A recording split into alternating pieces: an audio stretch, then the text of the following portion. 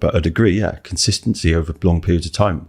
I mean, that consistency beats talent every time. So you got to ask yourself, if you're a business owner, what are the hardest things, the things that I really dislike doing? Mate, I say I was born in Shrewsbury, made in the army. A bit cheesy, but it was definitely right. It taught me a lot, especially the things about, I guess, not giving up. I enjoy being uncomfortable. I found comfort in discomfort, if that makes sense. Yeah. Certainly wasn't that when I was a kid. Found a massive passion for health and fitness, which is probably where I am now. Or I fell into sports and sports drinks, energy drinks, and then I fell into create. Well, I set these 3 goals: either earn 100 grand in 1 year in the next 10 years. Yeah. The word I trademarked, the word lifeline, is like everything I'm hoping will be a contributor to an improved way of life, if you like. Your products that are offering genuine innovation. I use that word very, I think it's thrown around too much, I guess. So when we use it, I'm trying to, and I hope people can see that this is innovative. So it's not just about a normal electrolyte blend. I've gone and thought very hard.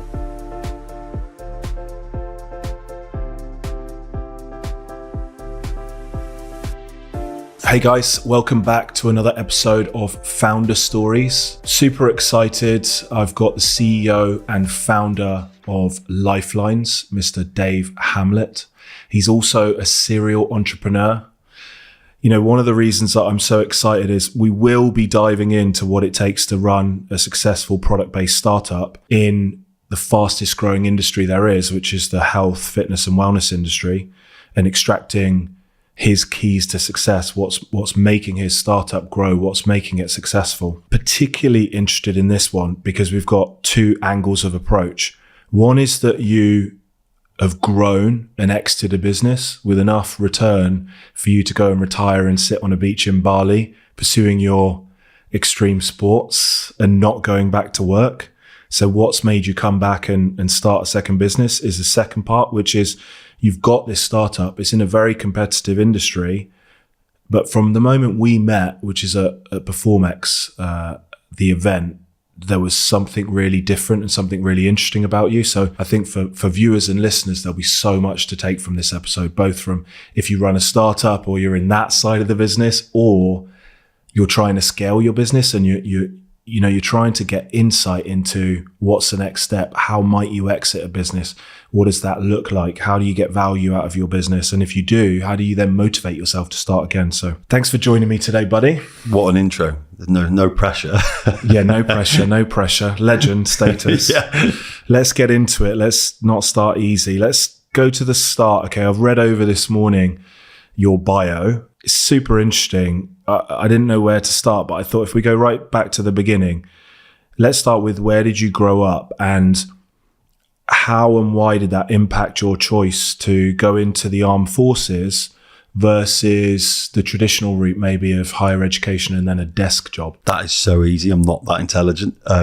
No, good question. So Shrewsbury, for those watching that have no idea, Birmingham, left a little bit, not quite as far as Wales. I'm not Welsh, about 6-7 miles in difference in that. Little village called Hamlet. Mum brought me up in a little council estate, terraced house. I think I was 8 stone when I joined the army, so it's at the end like 16. By that point, I think I'd just talked about joining the army because I watched films like Rambo and stuff as a kid. I won't lie, the day I got on the station wanting to go, I didn't want to go. I was dreading it. Very, very small. 2 years later, I found myself, it was pretty hard. I was really good at running, but just when the Bergen weighs pretty much as much as I did, that's not even a joke looking back at it. Like I'm 94 key. Bergen is the backpack. Yeah, the backpack we used to wear. For those that don't know, right? Yeah, for those that don't know, the big pack we wear that's pretty much got your life in it. What's that, 60 key? So it literally was. It used to make my arms numb. How did your mum feel about you going off? Proud. Yeah. Little Jan. She if people that do meet her just introduced her to my girlfriend, and we get the story of when she was a nurse in the army, bless her. I think she did a bit of basic training, but yeah, she was super proud. I think back then, I was 40, same age as you. 20 years ago, I think there was a bit more stigma around or pride around the job, I guess. Yeah. I certainly don't feel that way about the armed forces anymore. great to have done it, but I think understanding the wider world a bit more, we were just a tool. Yeah. But it certainly did me well. So 16 to 25. I say I was born in Shrewsbury, made in the army. A bit cheesy, but it was definitely right. It taught me a lot, especially the things about, I guess, not giving up. I enjoy being uncomfortable. I found comfort in discomfort, if that makes sense. Yeah. Certainly wasn't that when I was a kid. Found a massive passion for health and fitness, which is probably why I'm now, or I fell into sports and sports drinks, energy drinks, and then I fell into creating my own. So yeah, but didn't do very well at school. Probably had quite a bit of attitude for like a skinny 8-stone ginger kid. I had ginger curtains, by the way. This is at the time David Beckham had curtains as well, but he looked all right, didn't he? I certainly didn't, looking back. I would say you can send me a picture and I'll flash it up on screen, but I don't think that's going to happen. Yeah. Mate, I'll honour that. I'll send you a picture. You know, when you're in the army, you're now this serial entrepreneur, but when you're in the army, were you just focused on being the best that you could be in there? Or did you have entrepreneurial dreams and ideas or anything that you know, a notepad where you're writing things down? I could do this when I come out. You know, how did that transition happen? Yeah, I think I did. So I was in the Royal Engineers, so I was a plant operator mechanic, so I was a tradesperson. So we had to be, you know, they call that the clever bit of the army, which the irony is ridiculous because we're not. So enjoyed being a mechanic for a bit. I was a digger driver for a crude description. I think by the time I got through basic, which is on and off a couple of years, I was a boy soldier, so joined at 16, 9 months. We were in basic for 14 of them. Didn't have much time to think. I guess it was just after that first year, 2 years, found somewhere that I felt at home, I guess. Yeah.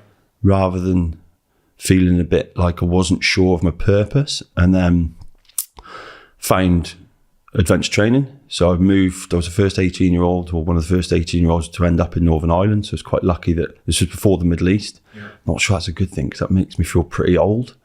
And you don't look old, so thank you, mate. You're all right. I'll take that. Health and fitness. Yeah. Stay hydrated, anyone watching this.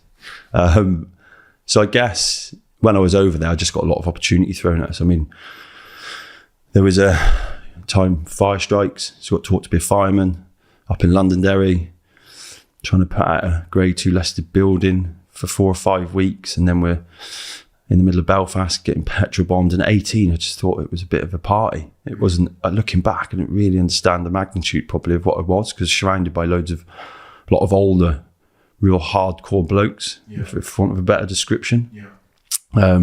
So I think I was always focused on the next thing. So being good at my trade, found adventure training, took my first climbing expedition with my boss. It was in the Dolomites. Normally, for any people in the military, they'll know this, adventure training's a bit of a jolly. Compared to the real stuff. Yeah, it's just like there's no one shooting at you. A week or two, just maybe do a bit of climbing, a bit of kayaking, and then probably just get on the piss. But this wasn't. This was full on. We drove to the Dolomites. We climbed where Cliffhanger was filmed. I love that movie. I forgot about amazing movie, mate. Really good. I good. love that. I'm going to watch that again, actually. I have to be honest about this, and I've told this to most people close to me. I think it makes a good story when you reflect, because I'm comfortable in my skin. We had an intro meeting where you basically told the crew that, or the group of people that were going climbing, who you were. Hi, I'm Lance Corporal Hamlet. I race motocross. I like snowboarding. I like anything dangerous, I think was like the thing I said. Like looking back, you're like, what was I doing? And then we proceeded to get on a minibus, 25-hour journey. Got there. Third or fourth day, we're staying in tents. Walked into the cliff sort of early doors, 5, 6 in the morning. We got to the top at 5 in the evening, and I was exhausted, like a whole new level of adrenal exhaustion. Yeah. Had dinner on the side. I was just amazing. I remember the Zonda had just come out, this vivid thing like this. We're watching, and you're looking over what would normally be a ski resort in the winter, and the cars are flying up and down. And then you get to the top and you realise there's no phone signal. There's 11 registered climbs. My boss had been climbing. We had a South African kid between us the whole day. Yeah. And you're like, why do we get down? And he's like, what do you mean? I was like, what's a book? Like, and you're literally going off a book. Bearing in mind, it's been the winter, so anything could have happened up there. Frost ruins cliffs, things crumble. And we ended up coming to just a small gap. It was a stride, so it was no more than a metre. It's a couple of 1,000 feet drop. I sat there for 30 minutes pretty much in tears because I was so tired and thought if I slip, I'm dead. And he's looking at me going, I'm Dave Hamlet and I like anything dangerous. So it's those instances and then I learned to kayak. I was a kayak instructor, went back from a trade 1 course or class 1 course. And it wasn't until probably the end, so it's 5 years of doing this, that I kind of got to the top of where I could at that point. Yeah. And I didn't really like treading water. And then I've always tried to honestly look at myself and reflect, and just thought, do I really want to be here? And that's probably when I started to look at the military and think, I don't really want to be quite as institutionalized as the people that clearly made me.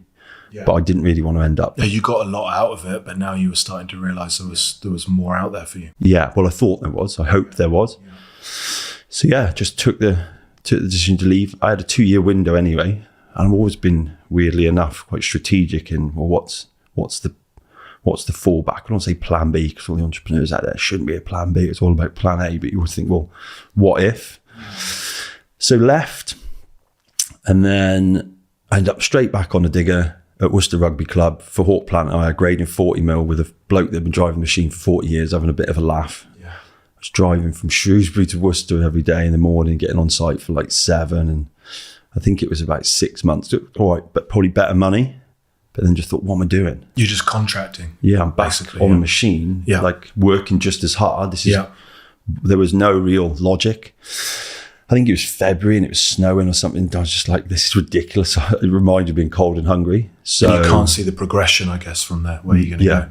None. And some people are happy with that. Like there's job security, and I guess your day rate will just creep up over time. Yeah. But there's something more. There's a ceiling, right? Yeah. At least I could go climbing. So I could drive the machine and be sent anywhere we needed to be. And then in between it, get 6-8 weeks a year of doing some fun stuff. So I ended up going to a job interview at a recruitment consultant. No, I thought it was a job interview. It wasn't. It was a recruitment consultant. And I literally had no idea how Civvy Street worked at all. Guide you when you came out of the army on those kind of things? No, not really. I think the process is probably something, and it's a long time ago actually, so saying that's probably a bit ridiculous. But if it's anything like it was, I don't think it was fit for purpose. Yeah. I ended up doing a telecommunications riggers course for like 8 weeks up in the peak somewhere, wasting an awful lot of money, that realised it was a closed industry. And unless your dad, granddad or uncle was in the game, you're not putting the orange maths up for loads of money. Yeah. But then again, all these things I think teach you stuff that's good to reflect on. So I ended up, at the end of this conversation, should we say, saying, and I think I Googled, like, what do you do? Yeah. Anything you don't really understand, have I got the job? And this woman was like, do you realise what this is? I was like, clearly not. She's like, we're a recruitment consultant. So I was like, oh, right, okay. And then four weeks later, I found I got a job at the British Safety Council, selling health and safety on a phone at a dig berth in Birmingham. And Eddie Rowley, who I know will watch this, he's just started his own firm now. That is the bloke who pretty much for 3 years used to walk from Digbeth in Birmingham up to the train station with me. And I used to have an A4 bit of paper just with things that I was hearing. HR, what's that? P45, what's that for? We still joke about it now. So you're there doing this mundane job for you, I guess, but your mindset is, let me try and learn as much as possible. I was like a sponge. Yeah. I could go for a brew whenever I wanted. I could go to the toilet whenever I wanted. Yeah. So the irony and in fact, I watched Stephen Bartlett talked about it on one of his clips I saw yesterday. He's like, one of the best things he did was work in a call centre. I'd 100% agree. I less about being persistent, because I wasn't coursing good being persistent. The military taught me to not give up. Yeah. But it was the constantly trying to reevaluate your approach. Oh God, what next? How do I keep developing? And if you can sell on a phone, you can sell anywhere. Yeah. And it taught me that. So there was 4 of us. All the boys are pretty doing well. One of them's at Costa as a commercial manager. It's quite funny. We were all at Digbeth. The other like's got his own firm. So you were in a team together? Yeah, on the phone. Yeah. We used to argue like girls. But yeah, it was. I mean, we look back and it's probably why we're all pretty good or have a very solid foundation in sales. It's because we were there, I think it was 80 calls a day. Wow. But at the time I was building a PT business. So I'd write my statuses in the morning on the way on the train. I'd nip to the toilet, pretend to go to the toilet and just sit on the toilet and post everything. Yeah. Then come back and then go in the afternoon, post another one and try and get my boot camp full for the evenings. Another 2-hour train ride home, same thing, create content. This was before scheduling tools and stuff existed. Yeah. But again, I just saw benefit outside of what I was doing. So it was just creating a gap for me to try and create another revenue stream. Well, there's two things there. One is you're willing to work extremely hard. Most people, I was listening to something this morning. It was actually an interview with Chris Williamson and Bumstead. Yeah, seen it. Talking about, the successful people are basically willing to do the things that other people aren't willing to do over a really long-term period. So most people aren't willing to go to work from 9 to 5 and in their breaks not have a break, but be creating online content, again, which is probably 10 years ahead of its time. Because content has only really gone crazy in the last 2 or 3 years, and you were doing it 10 years ago. And then do the delivery of actually training people outside of those hours as well, consistently over a long time period. 5 years. Most people might talk about it, but they wouldn't be willing to do that. No, and agreed. I mean, without make it sound big-headed, I guess, because that's never, but I'd agree, consistency over long periods of time. I mean, that consistency beats talent. Every time. So you got to ask yourself, if you're a business owner, what are the hardest things, the things that I really dislike doing? Get stuck into them. Yeah, and do them every single day. Yeah. And sales is a key skill. I would say that too. Like one of the reasons I think Growth Factor has been so successful at the moment, all of the sales conversion is done on a Zoom call by me or my business partner, Yasser. So we understand the service and the product. Yeah. But we have totally different styles of selling. Yeah. But I think we're both really good at sales. And I think there's probably another undertone there. And this is where I think sales has evolved through the use of social media. We're so lazy. We want value, entertainment, or to gain something, which is another form of value, immediately. Yeah. And I think with doing that, people are then becoming more aware of being able to see when people are authentic and credible. Yeah. So I think the fact as a business owner, that we probably have to do that more and more and more because people can see. I mean, I've watched you since we first met, mate. I can see the passion's there completely. Yeah, and if you're just making content because you're trying to generate leads, you can see for it straight away. Yeah, you have to genuinely believe that your product or service helps your ideal client. Yeah, and you believe in it. Yeah, 100%. Yeah, 100%. Okay, so you are working at the call center, you're starting the PT business on the side. Where do you go from there? Yeah, I used to do boot camps before, so I take quite pride in this. When boot camps, I used to put my green kit on and do it in boots. Really? Yeah. I thought I was a proper boot camp. Yeah. Civvies at the time. And you've got credibility and authenticity because you were in the army for 9 years, 10 years. Yeah. And if you think at the time, mate, group session stuff wasn't really a big thing. Boot camps really weren't. I remember a local PT at the time trying to compete with me, and he couldn't get why. Probably getting the same cut through, and it was the fact that you're trying to call yourself a boot camp and competing with someone that's, if people look, has come from a military environment where at the time the reason you go to a boot camp was for the boot camp experience from someone that's been in the army. Yeah. Now I think it's evolved because the principles you can deliver, and is anyone really bothered anymore? No, so it's evolved. But if I'm honest, that 5 years I did that, and my partner at the time was amazing. I used to literally work the day job and I ended up then progressing. Gatorade, ended up in Monster, movies that in a bit, but I was getting up 5 a.m. to get to London as I evolved into account management and stuff to get my day ahead. So I'd get back in the gym for 6. And this is, I was starting my career in a very big corporate to then teach till 10 at night. Did that for 5 years. Wow. I got myself in a bit of debt, and this isn't widely known. So this is a bit of a first. I was trying to chase a motocross career. So I'd buy motorbikes on credit cards. Was that your biggest passion at that time outside of the 2 jobs? Yeah, so brother and sister. Sister's 2 times British champ. She was 16th in the world. Yeah, she's quick. Oh, wow. She's the reason I retired. She overtook me at British champ. What's her name? Gabrielle Hamlet. And then Charlie Hamlet, my little brother, not so little now. But who got you into riding bikes? So when I met my dad, I was a bit older, just before the army. I had a real, I think as a kid, I had this weird passion, but it's an expensive sport, right? So. Yeah, when I grew up, my best friend at the time, Martin, who I now believe lives in Australia. We lost touch, but I grew up in Devon, and he used to go out riding every weekend, and not from an affluent background. So he'd bought his bike secondhand. Yeah. Remember, he had a Honda something. His dad would work on it with him all the time because that's what he had to do. Yeah. He'd got the van, but ultimately over the long term, he had to give it up because it just became too expensive and too much to keep doing. Complete money pit. But I had the passion for it. Yeah. And I think the whole sport, I mean, if you look into it, and like any other sport, there's just no money. It's a group of people in a muddy field on a weekend, just all. But it's for the love of it, right? Oh, completely. I'm thinking about taking my kids to a go-karting track next year because Jackson will be 8, Caleb will be 9, so they're allowed then on the sort of full speed outdoor tracks. But I'm kind of already thinking, do I want to do this? Because I took Jackson to my mentor's house. He went on one of these simulators. Yeah. He posted some really good times, and my mentor said to me quietly, not in front of him, he's got a natural ability, you need to get him in a cart. Get him in a cart. And I'm just thinking, I don't want to get him in a cart.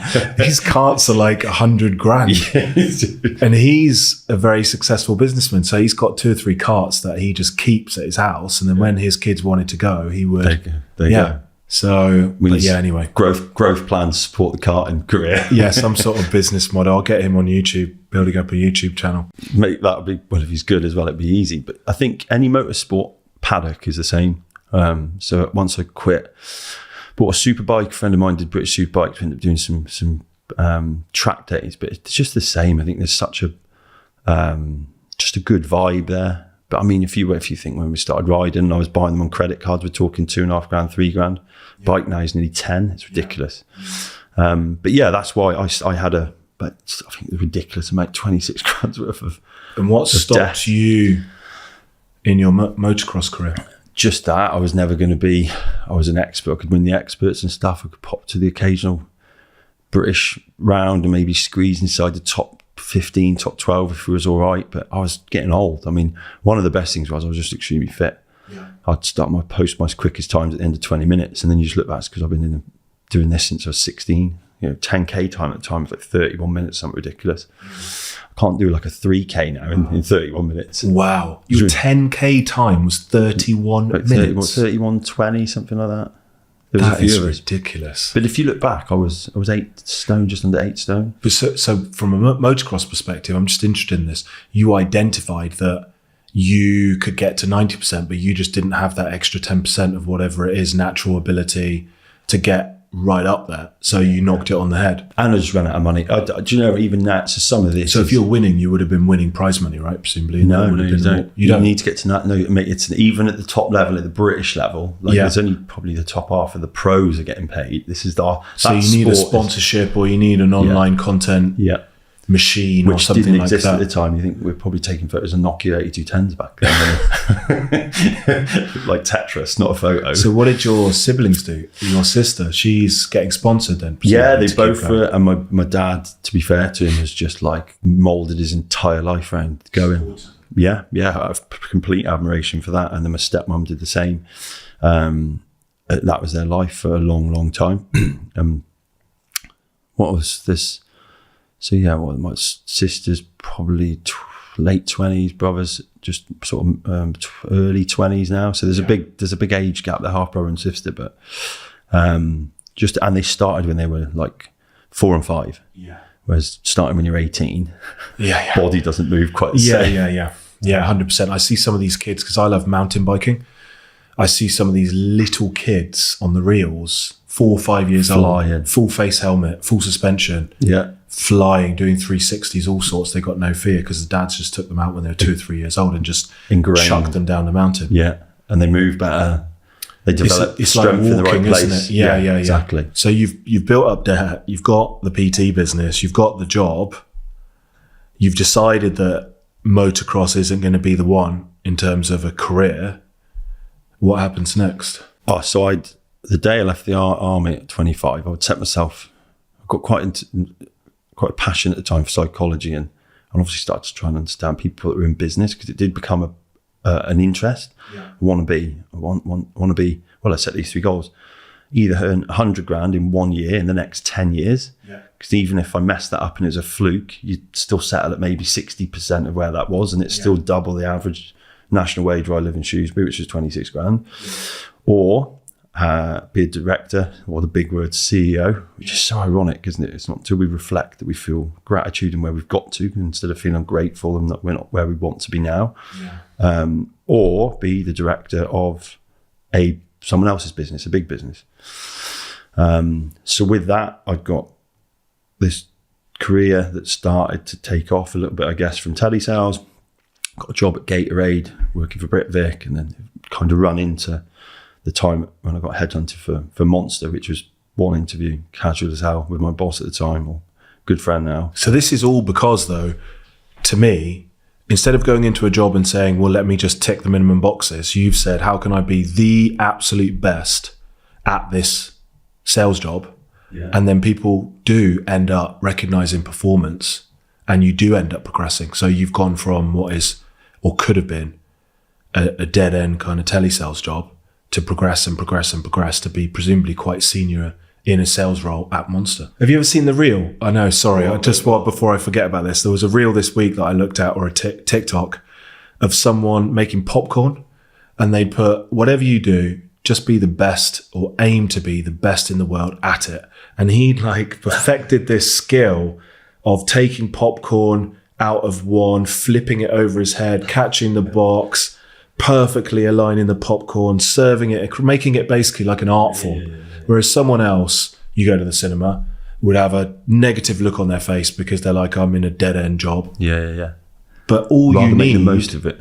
Make the most of it. Popcorn guy, at some point, a person will come in who's got their own business and say, do you know what? Your attitude is amazing. I want you to come and work with me. In a word, here's the other really sad, I think this is it's a positive thing I see for myself, and I had this chat with another entrepreneur only last week, but quite a sad thing when you think about the current state of the world. You mentioned Chris before, watch kind of him, Jordan Peterson, all these guys that are very good at understanding the world we live in and behaviour and psychology from a positive perspective, not an overly negative masculine one.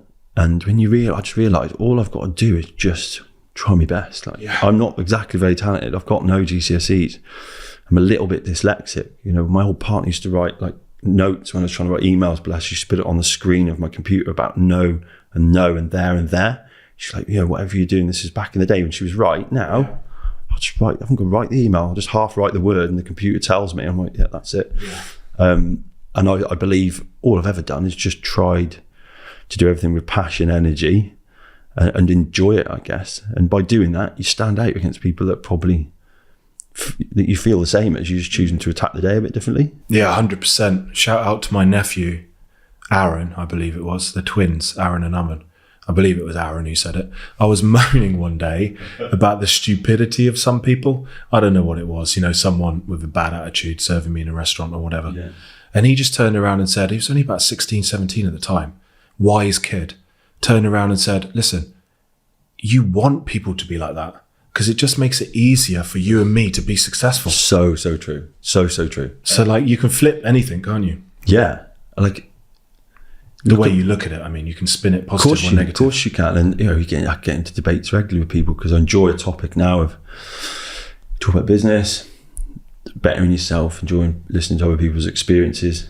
It's the easiest way to learn. I was probably, in fact, I've got a friend at the moment who's an insurance broker. Shout out to Ben Lawrence. When he first met me, he thought I was weird as hell. I couldn't understand why. I'd be like, what do you do? How much do you earn? I'd be like, be on a lad stag doing stuff, and I'd be like, how far do you cycle? Do you cycle? I've heard you do this. How big's your It's just being weird. And it was all from a place where I was like, I just didn't know anything. So I just, and then I had no... Again, like a sponge, going back to the... but like a rhino charging round, being a sponge, because I had no...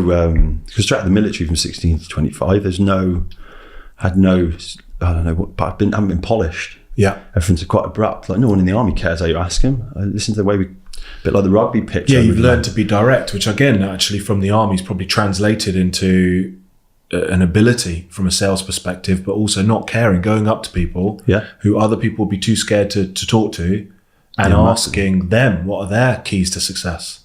trying to learn from them. Or then, if you spin that on its head, the confidence to want to do it, or the interest, because it's a general interest for me. I love talking to people and understand it. Yeah. But over time, you just think, I'm still doing the same thing as I was, whether it just went, what do you do? Yeah. How big's your house? How much do you earn? Everyone's going, you can't ask that. And now it's like, I've just finessed it.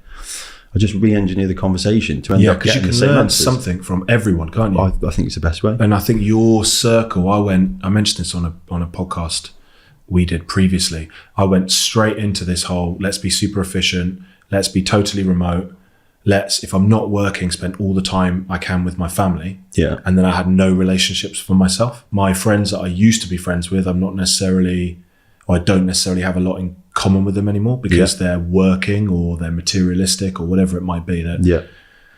Now, through doing the podcast, like we said, we'll connect on this podcast, but then let's open up a WhatsApp thread and let's just stay in touch. You start to then put effort into those relationships, move around and communicate with people who are on a level with you, and you learn from each other. Do you know what's nice as well? And I'm always someone that didn't do very well. I got a D in English and a C in French. I can't speak French, right? The school system's knackered. But when you use the word effort, I would say, like, I've certainly done the same. I've got a couple of best friends that I feel very distant, and then you reflect, you say, actually, it's not that bad. Yeah. In a world where we're influenced so easily by our devices, of course it's going to happen that we all change at a ridiculously fast pace. So I feel that the people, and they talk about that cliche term, you're a sum of your environment, that word effort becomes into enjoy, I think, personally, finding like-minded people that I enjoy, being able to just literally send. Shout out to Steve Orton, constantly chatting to business. We sat at the table at Perform and we first started chatting. He even said, you were going to get on. He's introduced me again to some of his circle lately where we just have it. I've never met a couple of these guys. One sent me a picture of his supplements, and if he sees this, you know who he is. We're then having some banter about that. I'm like, well, it's quite funny. If I did that to probably some of my oldest friends at the term, they'd just be bored by it. They're interested different. They've probably got families. They're not into health and fitness. So it's good to maintain those relationships, I think, and still be there for those people, because they were there for you. But like you said, recognize that you're going to have if you're a person that loves to learn, is into self-development, is an entrepreneur, you're going to enjoy spending most of your time with people that are like that. Completely. And if I could think of, there's a statement I read, or I watched Chris on one of his latest reels that talks about an atonement for success is fundamentally feeling quite alone. Essentially, like the higher up or the more successful, and that's such a broad term to use. But you have to change your circle, don't you? You have to change your circle as you progress. Because where do you get, like, I love an interesting conversation that's meaningful. I've got to play football in the week and the lads group's pretty cool. I don't find it as interesting with some of the stuff that gets posted in the lads football group as you'd imagine as I did. But it's ironic when I reflect and go, when did that happen? I'm not really sure.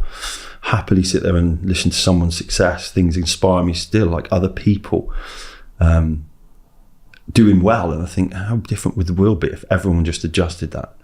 Because all I see, if someone fundamentally, or if I can see a glimpse of what you would term as jealousy, it just makes you feel a little bit sorry for the person, because I remember being the jealous person. And that's what I was going to say. There's two schools of people. So my wife's got friends that she's had from school, and they're unbelievable, even with me. And I'm not really their friend, just by default that I married Cohen. Although I consider them my friends, if they're listening to this. They are genuinely interested in what I get up to, genuinely interested in the business, like my posts, do all of that stuff, but they work in employment. They're not entrepreneurs. They just are the kind of people that are happy for you to have success. They come round to your house, say, wow, this is a beautiful house. You guys have done so well. Whereas you'll get other people, some of the kids that go to school with Caleb and Jackson, their parents, who you'll see them once, they'll be nice on the surface, and then they don't want to hang out with you again. You invite them round to your house, they never invite you back. And that's because it's not necessarily jealousy. It's either jealousy or it's a feeling of, there's a feeling of inequality from them to you. They don't want to hang out with you. Sense of discomfort they have with where they are. They don't want to hang out with you when you're going out to a dinner and you're saying, no, I'm not going to drink alcohol because I'm off for 90 days, or I've got a meeting in the morning, or they're having to come around to your house. And this does happen, people won't want to come round to our house and hang out because it makes and they don't want to invite you to their house because they feel bad about the fact that their house is a tenth of the size of your house. But what they don't realize is I don't give a shit about that. It does not matter. It's about the human relationship. But you can't stop people from being like that. I guess it's just you get them in two schools. I think you can't, but I probably become, and this is where I've definitely felt like people close to me going, why are you so bothered? Because if we all just didn't try and have open conversations, and I always think I can definitely relate and I can talk to someone because I was up until 25 an absolute idiot. Like there's people that would know me younger, I wouldn't talk to posh people. I just thought they're posh. Would you not dig a driver? Like, his dad's done really well. Oh, he's an idiot then. Much more colourful language, we can call him. She's on a podcast. And then an old friend went to jail. And literally, I've got a letter that he wrote and it literally just stopped me in my tracks. It was like, what am I doing? So I've literally been that person that I saw everything because I felt jealous of it. And all I started to do was just talk to people instead of judging those that spoke differently to me. Like one of my best men at my wedding is the most obnoxious idiot, and you are, Mike, and I love him. He's but a lot of people misinterpret him, but he just stays in his lane. He's literally one of the kindest blokes I've ever met. If I was stuck anywhere in the world, he'd probably come and get me. You got to get to know people properly, and whether I think it just takes time though. I'm 40 now, so don't look at me. I don't look down on people. Botox. I don't look down on people. I don't look down on people that are, below me in terms of income or perceived success, or up on people that are ahead of me. You can learn from speaking to your postman. Actually, I spoke to the postman. He gave me some great advice on my knee rehab and some bits we talked about with dogs because he loves dogs. Anyway, I just think the attitude that hopefully our listeners and viewers have is one of openness and kindness to other people, and that you can learn something from everyone, right? Yeah, completely. And there's I can't think of the word. We did some stuff when I was at Monster as a mentoring program, and it talked about so it moved on from Colours, Insights, Myers-Briggs, and it talked about profiling human behaviour and characterising it. And there's kind of the four colours: red, green, blue, yellow. So on a really crude example, like red's objective orientated or aggressive and bossy. Blue, I'm being very stereotypical with this to get the point over, probably female, caring, nurse. It's just like kind, soft. Then you use that and you move it another way. Green, be your finance, potentially, and then yellow's empathetic. Okay. So you put them out on 4 points. And it's the whole basis of this was if I give you a spade and a shovel and told you to take the edge of the grass off and move a load of stone, it'd be interesting to see how you use the spade and the shovel. They'll both do the job, but you try cutting the edge of a grass, just cleaning it up with a shovel, it'll make a mess. You'll still do it.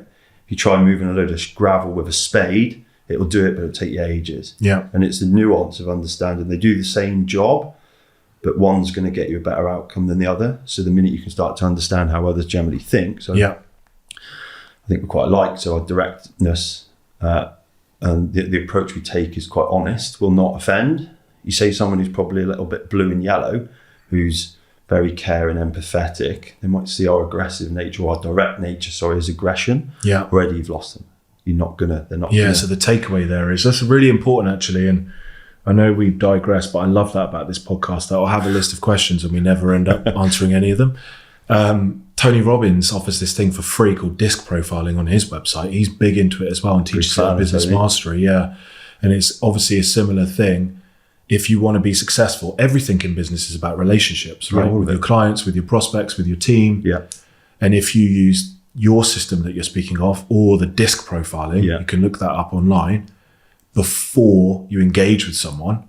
You understand how to not be a different person, but modify your communication style. And that's the key. To get through to them. And then think about what that's doing. You're paying attention to someone. You're understanding someone from a position of them first. Yeah. Everyone loves to talk about themselves. Everyone loves to be listened to. The minute you do that, then all of a sudden they're going to pay the same back. Yeah. And I think when you can learn to do that, and that was the change for me. Went from being the persecuted, sit on my pissy potty thinking, I didn't have the life that person's had. Yeah. It was so easy to change it with what you talked about earlier. I just changed the way I thought. Yeah. And I've been shown that numerous times religiously through that career in the army. And that's all that I brought into my life, I suppose, as a I hate the word entrepreneur. Was it vision we came up with the other day? When you look for new terms to try and take yourself out of the box. So what was the real question? Was back to, I suppose, that. Well, you're at Monster now and you're just progressing, and we know why you're progressing because you're working hard. Trying to work out how you can stand out from the crowd. Always. Constantly learning and developing to be better in the role. Loads of tattoos help. Yeah. Standing out. We won't get onto that, but I do want to get some more tattoos. So you progressed through at Monster to quite a senior role.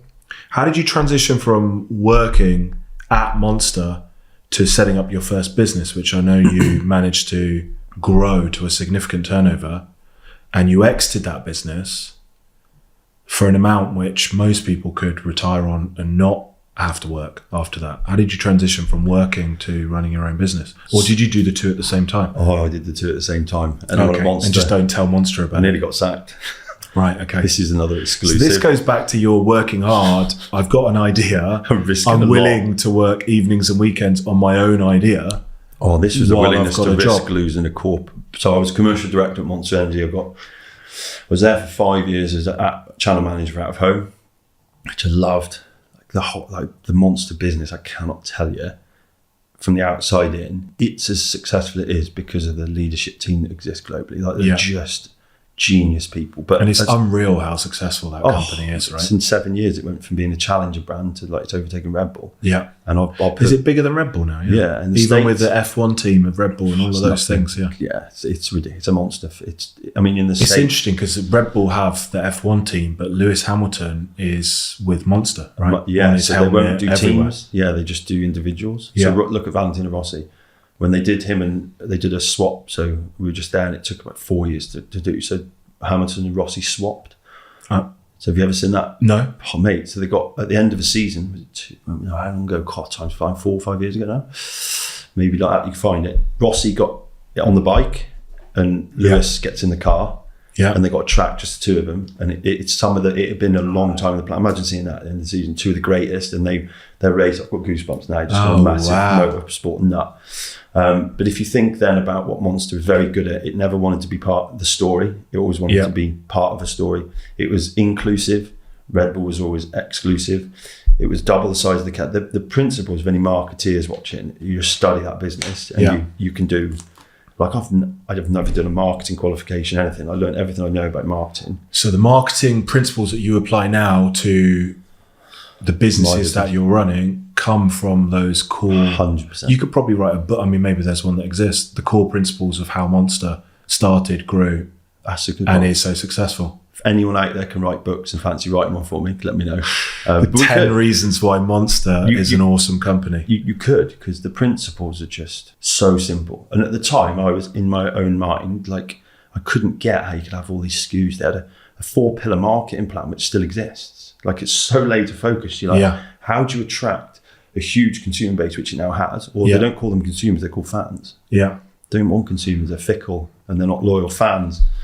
It's why, people support Division 4 football teams. It's not because they're winning or the I suppose it's more to do with what it means to them as a person. I think that's so interesting, because if you think about it, and I think about my own struggles, for people that are running a business, which hopefully is everyone who's listening or watching, you don't have to reinvent the wheel. If you have a product-based business, you could pick a brand that you like, that you're a fan of, 100%, and go and research. There's so many, I bet you there are so many articles that are online that do analyze the marketing strategy of Monster, 100%. The campaigns, the sponsorship of people, just how they've made it work from start to finish. And you could apply what they did, because there's no point in applying what Monster do now as $1 billion company to your startup, but you could go back to the start of Monster, look up press releases, look up what they did, and take some of the principles and apply it to your business. They saw the piece of simplicity was with the business. So obviously, for those that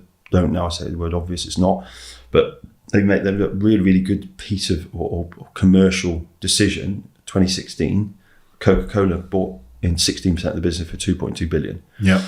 What does that do commercially? So at the time they're fighting Red Bull in an energy war for share. Yeah. You never want to imitate when there's only a couple of you in the market. You always go, right, what does that mean? So they looked at the Red Bull business and it was just, right, we're going to be everything it's not. Yeah. Because you're not going to be this, you can't mean everything to everyone. Yeah. And then focus hard on it. So then they've gone, right, distribution is an issue. Red Bull had got a centrally located factory in Europe. Distribution, because the nightlife business was high. The category was emerging. So how do you start convincing people that only stores with fridges to put more stuff in? What's the only thing in the world you can buy anywhere other than bottles of water? Bottle of Coke. Yeah. So partner with Coke and you open up all the distribution channels. Globally, it was genius. Which is another genius thing to do, because it doesn't matter if you've got a service business or a product business.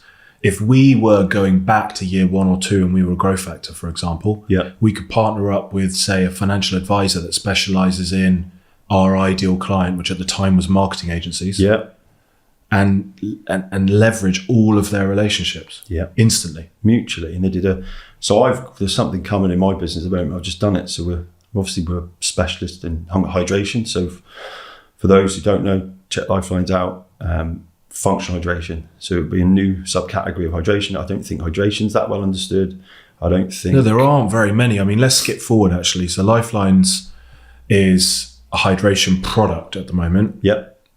But I'm sure it will grow into a multi-product business, or maybe it won't. But a hydration product, look at me, okay? I want to focus well at work. I want to perform well in cardio, zone 2 plus VO2 training. Yeah. I want to perform well when I'm strength training. Yeah. If I look out there, there's probably only 2 or 3 products that are in hydration right now. And probably one of the best ones, you have to import that shit from America. Yeah. I know who and it comes in little sachets and it's super expensive. Yeah. It just doesn't seem like, to me, a tapped in market. You've got all these really poor quality products, in my opinion, that have gone really big, like the ones that sponsor mountain biking, and those kind of jobs that you'll know of, the little caps that you drop into the water and they fizz. And all that. Actually, if you look at what's in there, there's hardly anything in it. Yeah, exactly.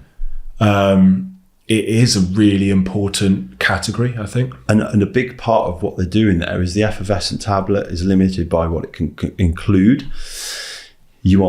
One thing I've made sure in the business we're building is we will not compromise quality or margin. So one of the pillars of the business is we'll be a leader in functional hydration, which is a term that you're going to start to hear more and more, hopefully led by myself, because no one else has done functional hydration. Yeah. We'll come on to why. We aim to inspire and educate, and there's a reason that's there. Do you take your fitness very seriously? It's a passion point for you, as is for me. Yeah.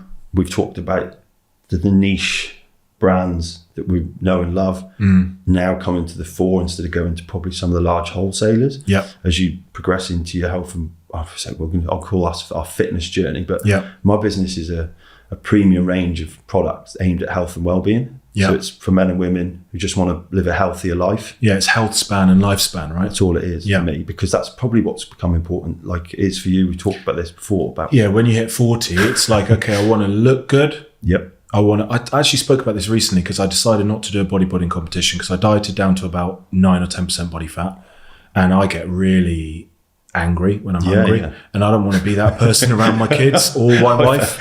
Because my priorities are keep my business growing, be there for my work team, and be the best father and husband I can be. Yeah. And so a priority of stepping on a stage, although it would be amazing, you sacrifice a lot. That has to come below that. So I decided through the testing phase, I'm not going to do that. So what are my goals now? And I sent a voice note to my good friend, Ben Holden, who then messaged me back and said, from what I know of you, your goals should be around aesthetic, performance, and health. Yeah. You decide at any given stage in your life what the balance is. Yeah. And they just But for aesthetic, performance, and health, all of those would benefit from proper nutrition, proper hydration. Yes, everything. Yes. And 101, let's think about, I mean, I don't even really take protein anymore.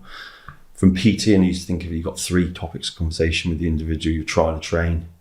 Sleep, it's pointless because everyone moans about how busy they are when you're there with like loads of commitments. Yeah, you don't have a wearable on, do you, actually? You don't, or does that track your sleep? Yeah, this does, yeah. And the stages, yeah. HRV. Oh, does it? A lot, yeah. So there's like, I'm addicted to it at the moment. In a really positive manner as well. That's a shift. So that's like an equivalent to a Whoop, but it's also got all of your running and all of your other things. The Whoop technology is like just, it's come on. This is a Phoenix 6, I think. So there's a couple of versions behind. Yeah. But yeah, run on it. I track everything. Just more of a, to understand probably some days is the way I'm feeling due to what's happened. Yeah. But that could be sleep orientated or food. They're both pointless topics in an hour with someone that's not really that interested in doing it. But hydration always was. Yeah. And one of the fascinating things I always used to get, if I drink that much, I'm going to be going to the toilet more. Yeah.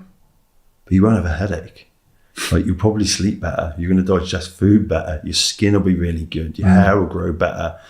The benefits, I think, we're becoming more and more obvious, but out of those 3, it becomes a real important foundation to what we do. Yeah. So I think the COVID time has refocused everyone's attention on we need to be more, or we need to look at our health and well-being a bit more. Yeah. How does the product help you hydrate more than just drinking water? So, and again, great conversation. So I've just done a football. Just because I'm genuinely interested. I mean, I take it because my coach tells me to take it, but I don't really understand what's the optimum ratio of the electrolytes. How does that help you? How often should you drink it? This kind of thing, you know? And you put that, so this, I've just pitched it. We just delivered a session at the Football Coaches Conference. So it's to 400 FA coaches at Shoe Town Club. With Mike Phelan there, Gary Monk. So those that play football there. Yeah. So we've been asked to go and partner. What football team do you support, by the way? I don't really, mate. Okay. You can be an Aston Villa fan. I'm a Villa fan. Yeah. I'm in the right location. Mate, I play once a week, but I don't really follow it. But I think what shocked me is the lack of awareness. And you just led with probably the best question, which is why this brand's about some education as well. So what is hydration? Well, it's multifaceted. It's about water, you need it, but you can, too much. There's a hypoglycemia. That's probably not how it's said, but I get the idea. Yeah. You can kill yourself. Yeah. It's the mix of hydration, of water. Okay, so it's really important actually, like with creatine, that people read the label. Yeah, right? massive. Yeah. Because you can kill yourself with creatine as well, which someone did, I think. Yeah. By taking like 100 grams of creatine in one go instead of 5. Because it's become a hot topic of, I mean, it's useful, but the fact you can kill yourself by drinking too much water, and I think it's probably going to become more of a concern as the topic becomes more prevalent, but it's the mixture of that and electrolytes. So keeping it simple, I think it's 5, 6, but we're talking about 4. Sodium, potassium, magnesium. There's one more. And you put other things in there as well. So we've gone over and above. So for me, I was like, right, and this is the truth. So nearly 40, thinking, wake up quite tired, training quite hard, still trying to train twice a day. What do I take? So I was taking electrolytes, I was taking a Barocca. Everyone had more calcium. Calcium, that was the other one. Thank you. Good shout. It's like when you've got 3 cameras staring at you with the red lights and calcium, the microphones. Magnesium, sodium, potassium. Yeah. So I was taking an electrolyte mix with Barocca, which is essentially a multivitamin, and then some other bits, so adaptogen. So ashwagandha is very prevalent at the moment. Yeah, I was using rhodiola rosa. It's like another member of that adaptogen family, for want of a crude description. I think the nuances between them, from what I've learned and what we do, is rhodiola offers you a bit more focus, clarity of thought, better decision making. So from a product that I designed with myself in mind, of wanting to stay hydrated optimally, what else can we get in there? It's got to be great tasting, rather than taking all these pills and tablets in the morning. If I could put in one drink, 500 ml, what would it look like? So we started as soon as you wake up. As soon as you wake up, because hydration protocols start then. Which is exactly what Andrew Huberman says, but he's made it more accessible for people. Yeah. Wake up, have water, put a bit of Himalayan pink salt in it. Yeah. But obviously he knows that's not as optimal as taking a hydration product. Yeah. But then it probably is an optimal hydration product. But then we have to think with hydration. So you do tick with 500 ml or more of water. Yeah. In fact, the water content it depends on you again. So the variables for that is how hot is it? What have you done the day before? Yeah. Are you a big sweater? You know as well as I do, the more muscle mass you carry and the fitter you get, the more you sweat. It's a really good sign that you're in good shape. Efficient heat energy transfer system. That's what I tell people I've got when they say you're a sweaty mess. I'm stealing that because people ask me and I'm like, that's probably the best description I've ever heard, HU. That's stolen. But that's it. And I think there's all these things that run into it. So, how much dehydrated are you? And people, I taught this the other day. Do you know what's really easy to look at is you can see the urine charts.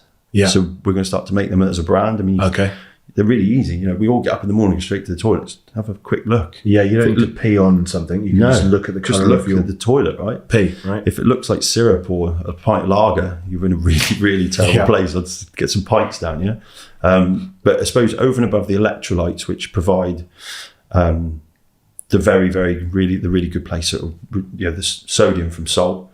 The interesting thing when you think about where these was potassium, you can get that from bananas. Yeah. When we were younger, given bananas, oranges, vitamin C. Yeah. These are all in fruits and stuff. When you played football, my football kids, I brought oranges for them. I coached under nines, 7-a-side. They all like, what you're doing. After the fact that I'd given them jelly babies all season, and then I decided to try and be healthy on the advice of one of the mums, and they refused to eat them and said, "Where's the jelly babies?" Back to jelly babies. The irony is, when hydration becomes important, when we've got a young generation of kids that can rely on sweets, which in isolation they're not bad, in huge amounts obviously bad. If we can start to do it, and I'm quite glad of the prime epidemic. It shone a light on the hydration category in a really poor fashion, but I think it switched people's thinking. If I can now, and we're a credible business, we're 2 years in, we had a solid first year that we have done, I think, like to say properly, where we had our first run, we've sold out, but we got to test, sampled 4,000 people, do over 20 events, driving around in the Lifelines van. The hydration station, as we call, we know it has efficacious benefit. We know it's got a massive point of difference. I've used it across multidisciplines of sport. Now, the idea of our brand is we're a health and wellbeing product for men and women that just want to live a healthier life. We've anchored ourselves in things like outdoor pursuits, team sports, functional fitness. That's important to me. We don't want to be seen as any of these extremes because I want to make this successful. It's multi-use, right? But in the question of what's the difference between water and hydration product, presumably there are numerous peer-reviewed studies that show you will hydrate your body more effectively with a hydration product than just drinking water alone. Massively, because you need the electrolytes. And you're not getting that through straight water. The evolution of our diet now. No, and that's the other thing. You do see a lot of people, and we both see this because of the interest we have on social media, and the algorithms are built to show us more. But we all probably do a very good balanced diet. That mine changes. I do love a Mackey's, but I think the majority of people don't. So it's the mix of water with electrolytes. Yeah. But then I've gone and added some extra things because, like anything I've done, I think we do. People who are watching, if you've got your business, you think, well, if I can do a bit more, how do you make it different? If I can drive value. So this is where the functional hydration comes in. So we've thrown D-ribose in there. Okay. Really good. Again, forgive me if we've got any scientists or biologists or stuff watching this, but a crude description of D-ribose. But you're not a nutritionist, right? You're the visionary, and you've partnered with very highly qualified nutritionists to come up with the blend, right? In fact, one of the leading independent brands, he's the good friend of mine. He helped me put the panel together. So I had a vision of what we wanted to deliver, exactly what you just said, with the view that I just wanted to take all these things I was taking and just put it in one good drink. But you need to know what's the ratio, and where that's you what get we've done. The quality from, how do you test it, all of these things. So things like the vitamin C quantity is directly linked to making sure you're 500 ml serving. There's anything less like this, and Rich could do a much better job of describing some of this, but there's some really good science to the way it's been put together. But the D-ribose piece pretty much is a precursor or helps with the body's ATP process. That a raw level, how we get that feeling of energy. Nice dose in the taurine. We've got acai berry, good antioxidant. Again, you won't really find it in anything else. And then we've got rhodiola rosa. And presumably you don't have to be a sportsman to have this. If you're trying to, is a question, we'll kind of go to the end questions and then we'll come back again, right? You go for it. as an entrepreneur, forget about even being into health and fitness. You want to sit down at your desk, not rely on stimulants, which we spoke about before. Most of the people who are in corporate environments, even if you don't have your own business, are living off nicotine, caffeine, and sugar. So if you remove that, what you're going to end up with is a really period of 2 weeks where you want to kill yourself. But then you're going to level out. What you want is, do you know what? I've drunk less coffee over the last week, and I've started drinking this mushroom blend. 80 milligrams of caffeine. I'm delaying putting that in, and then not having the midday coffee at all. How are you feeling? I feel a million times better. And the biggest impact is at 5 o'clock, let's say when I stop work, or 3 o'clock, depending on the day, and I go and spend time with my kids or my wife, I'm not this dead zombie where all my energy's gone to work. So if we're trying to create like what's the optimal process now for an entrepreneur, they can use this product to sip on, presumably. So if they're following the guidelines, they can sip on this. What else would you recommend an entrepreneur to do? So they've got good levels of energy, long periods of drive and focus. They can get the most out of their working day. So we've got, to your point, I literally walk around this, and these are becoming more prevalent each and every day. So get a big jug and mix it up. Big jug, mix it up. But there's only 2 scoops. So it's 1 scoop, 500 ml. There's 2 litres in there. It's like squash. So if you're not, all you're doing is diluting the taste after that, because fundamentally it's full of enough electrolytes and the right dose of D-ribose, taurine, etc. for the day. Now, if I sweat much more on a train, I'll probably do another one. Outside of that, I will have a few coffees. I've also designed I'm going to use the term clean energy. I'm still playing around with how we put this, but essentially it's a sports energy product, so it's carbohydrate based.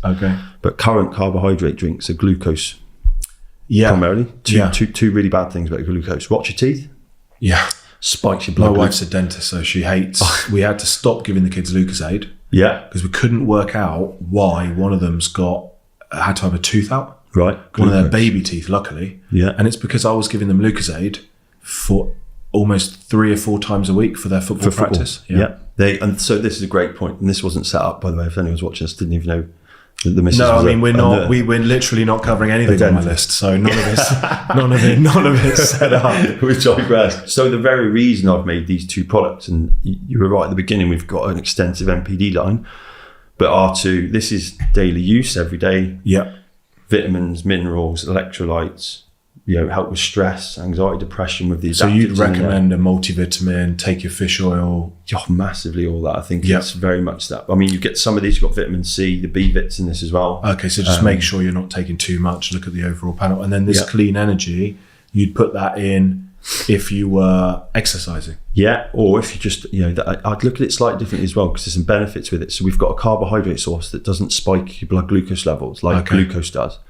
It's been used in the Nordics for years with endurance athletes. You just get and you don't get any crash. So there's a lot of science that talks about, and we've all had it when you get the shakes, when your body's like, to use that. And also I was listening a few days ago about reducing heart disease and cancer risks. And one of the big determinants of that is your insulin sensitivity.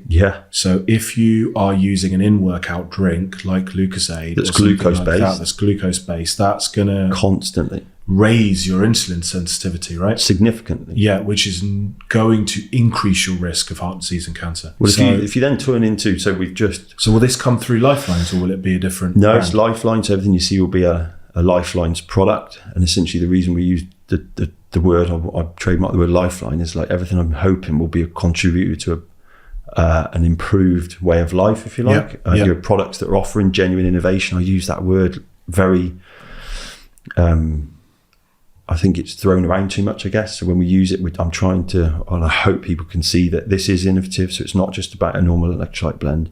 We've gone and thought very hard about what else we can do. Because you have your brand, and you've clearly set out at the start of this business 2 years ago what your mission is, massively, who your ideal consumer is, and then therefore you're not just bringing out products because you think you can make money. No, they're brought out to have a benefit to your ideal consumer in line with what your mission, vision, and values are. Right? So I'm going to go a step further there. Our consumer is across so many different other products at the moment that I'm leading with a brand. I'm hoping the consumer will create a consumer base. Okay. With a mix of people. Because if I go down the old-fashioned route of marketing, you could say predominantly my consumer is a Barocca consumer. It's someone who drinks an electrolyte blend because they're very different. It's someone that's already a little bit further on and uses adaptogens. So when I did the football coaches conference the other week, Lee Richards, I think he's a Liverpool player. Yeah. He's the psychologist at Liverpool Football Club right now. Afterwards, he was at the back of the room. Loved the way that as a business, we're kind of ahead of the curve, looking to use such things as adaptogens in everyday products. To the point now he wants a conversation about how we become part of his mental health and well-being kind of online program from an educational perspective about daily use products.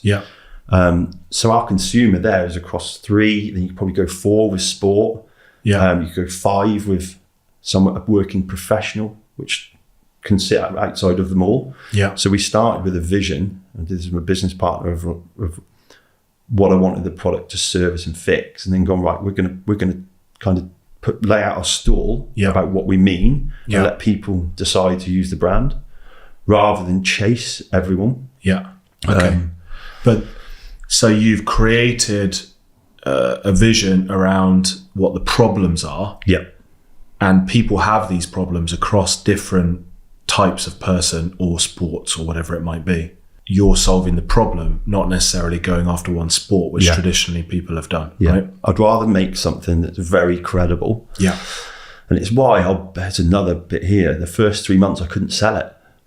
Business partner was like, what's wrong with you? I was just worried that in my own head I created a false version of the fact this is really good and it's not. And it was really difficult until I'd seen enough people sample it, taste it, and then... So you wanted to give it away to get feedback. You didn't want to charge people for it, just in case you... I would urge anyone starting a business, if you can't give your product away and get good feedback, don't try selling it. That's 101. I think that people are quite, you can cut your nose and spite your face, I think you're going to make money straight away. It's very rare. You've got to be patient, right? You've got to be patient. These trends, like I think the prime businesses from a marketeer, it's fascinating. Well done to those boys at Congo Brands. I've been watching them for a long time. They've got a couple of other brands, Alani and things. I just take, again, always admire people that are doing their craft and their trade very well. But outside of it, I'm going, right, I want to do the opposite, and we're still hard and fast. I want to deliver a business, a product that's extremely credible and authentic, but the curve's just shallower, right? It's going to take longer. But I think once it does... So that is a core business principle and a takeaway is be patient. Again, coming back to do the hard things. Be consistent. Don't give up when you get that feeling that you think it's not working. This is a really interesting one as well, because I've been putting out social media content on a regular basis for probably 2 or 3 years now.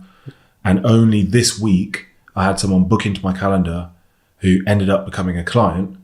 And I said, how did you find out about me? And he said, well, I don't really know, but I've been following your content across multiple platforms for about a year now. All of a sudden, there you go. And I've got another person booked in tomorrow. On the form, it says, where did you hear about me? It says social media. So it can take 2 to 3 years for things. And then all of a sudden, all that work, it just kicks off. But you have to, like, going back to what you said, I enjoy making the content because even if people don't become clients of Grow Factor, what I'm saying, I genuinely believe is useful. And so it's out there to help people and raise awareness. And if people are ready, which generally in the market is about 3% of your target market are ready to buy at any given time, they will just get in touch, which I guess is what you're doing. Create the product to solve the problem, and then the community will start. Okay, look, let's get back on track a little bit. Sorry, I keep no, it's not. Everywhere. I think it's brilliant. I think it's really good because what we've done is we've looked at the story, we've looked at your origins, we've got a real good idea of what makes you tick and why you've been successful. We've skipped through the transition from Monster and starting the business and almost getting in trouble. So that's one thing I want to box off. I got found out, Okay. And we've gone on to what Lifelines is and why it is successful. If we go back and we'll just do more of a quick fire, I guess. You started a business because I guess you had the idea and you didn't want to wait, even though you knew there was a risk. That business, just talk to us a little bit about that business. Which one? So you started a business that was food delivery, right? Zoom. And now it seems like to most people, I guess, who are listening, that food delivery only started a year or two ago. Deliveroo, Uber Eats. Now you've got another one. I've got loads. So there was a quote. Getir sponsored Tottenham. Yeah. So there's a theme here. You were making content 10 years ago. People are only starting to make content 2 or 3 years. Deliveroo, I mean, it only really became prevalent a couple of years ago. When they floated. When did you start your business for food delivery? So there's a story. There was an old friend from school, got Shropshire Takeaways. Okay. He'd started Shropshire Takeaways. Okay, yeah. And we ended up I'd been PTing him. He was a successful consultant at the time. We ended up on his stag do. There's only 4 of us. The other 2 were really drunk on the plane, and me and him were talking business. And I watched him from afar, and there was always a degree of etiquette, I guess, and that's where I treat all my friends with business. You don't really ask too much about that unless they're going to tell you. Yeah. And I thought he must be deep in debt with starting a delivery business. And he got 1 car, Shropshire Takeaways, and long story short, by the time he landed in Amsterdam, he wasn't. And I'd watched him sell some donuts. By the time we landed, the phone started going off, and I was like, right, I could scale this. Yeah. And that's where it started. I shook his hand, and this was just over 3 years I worked on that in secret. I was at Monster for this time. Anyone at Monster knows. But that comes from having an open mind to, like we said, anyone you speak to could bring you an opportunity. Yeah. You have to be like, this is the secret, or whatever you call it, the law of attraction. Yeah. If you're walking around in your life like, okay, I'm running my business, but there might be another business around the corner which I'd enjoy even more and would bring me even greater opportunity. Yep. Let me talk to everyone with an interest. With an open mind, massively. Yeah. And you were exactly right. I was looking at that, and channel manager at the time, just the last 2, so the year into working on it, I got given the commercial director role, and I was on the leadership team at Monster. Like, you can't really get any higher. So are you learning and taking all the principles that you're getting from Monster and applying the relevant ones to this food delivery business? I've done it with every business I've started since. We've got a consultancy we just started now as well, and it's like those same principles applied. Like, Lay's stall out, he was in a market where I could see, and I fell in love from being an FMCG with looking at category insight and data. Okay. Like, you can tell, I mean, you're an accountant, you can tell a lot from numbers. I see you talk about it a lot. Understand your business, make sure you've got a dashboard. Everyone's watched Dragon's Den. I can see why, having watched that for 15 years, and now probably if you asked me to go on it, I probably wouldn't unless it was a marketing strategy. But to go from, again, on reflection of seeing how frustrated they got when someone didn't understand the numbers. It's because of how important it is as a business owner. If you can't sit there daily and just spout off where you roughly are on a macro level with your business, you're not engaged enough, right? No. I don't think you're ever paying it enough attention. So we started that, and I just saw a huge opportunity. So bearing in mind, again, a bit of a visionary with this, you'd got Just Eat, started by an ex-Coca-Cola sales rep. What a story that was. And I was at Coke at the time with people that knew the guy, and then you watch that was all growing through acquisition. And I think that story, never met the bloke, but from afar gone, wow.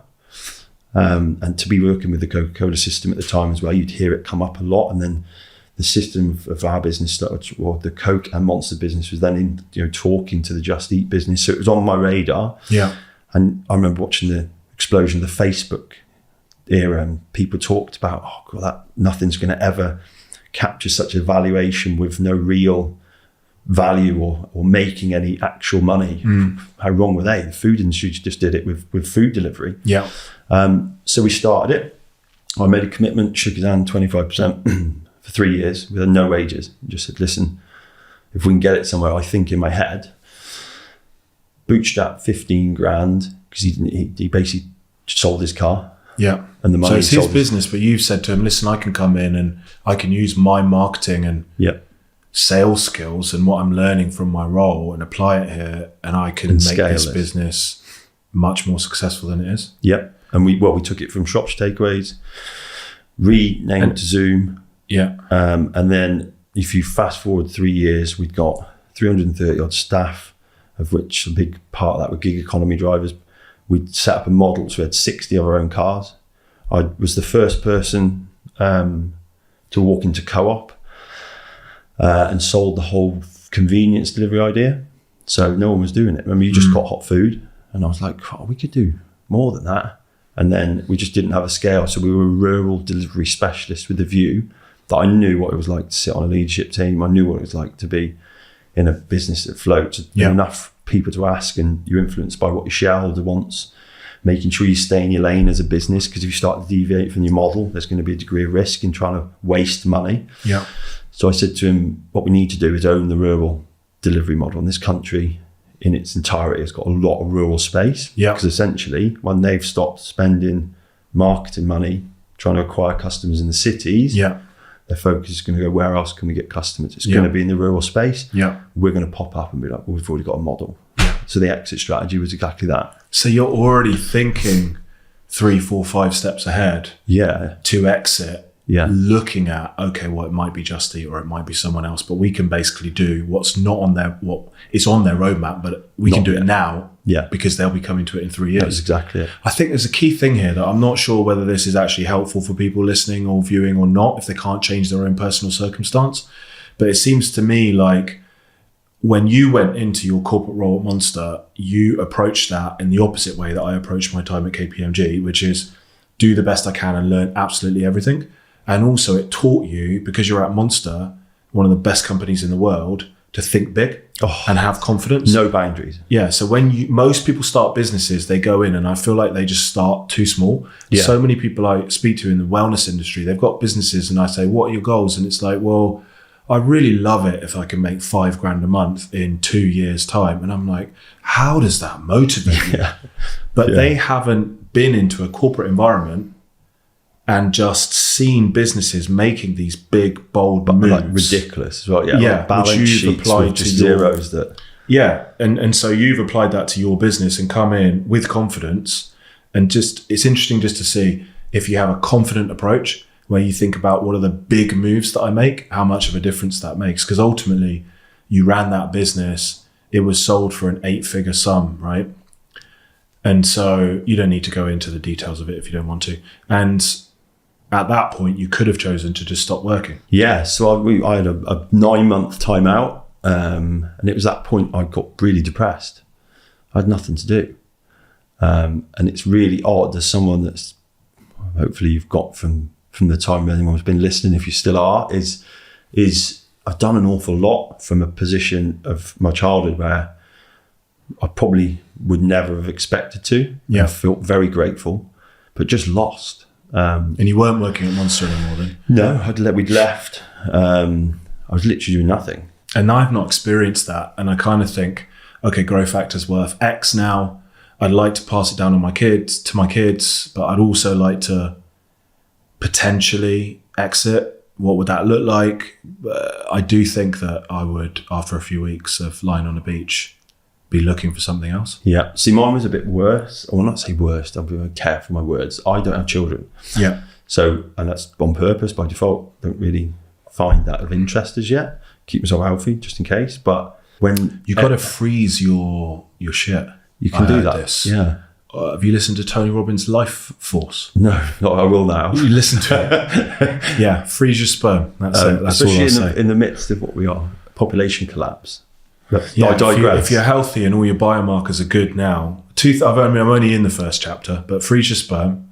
And if and when you do have a baby, get the stem cells. Right. You're good to go. Well, you will then be able to fix all number of diseases and problems by using those stem cells to replicate. Let's say you've got kidney problems or whatever. You use the stem cells to make yourself younger as well? You can do all kinds of crazy I'm stuff. sure I've seen that. Someone's biohacking. I'm not all the way through the stem cell chapter, but yeah, but one of the biggest things they're doing is regrowing organs as well. Just get the stem cells. Yeah, I wish I'd got the stem cells from the placenta, I believe, or the cord from Caleb and Jackson. Yeah. But back then they were like, you can do it. It's $2,000, but we can't really tell you what to do with it.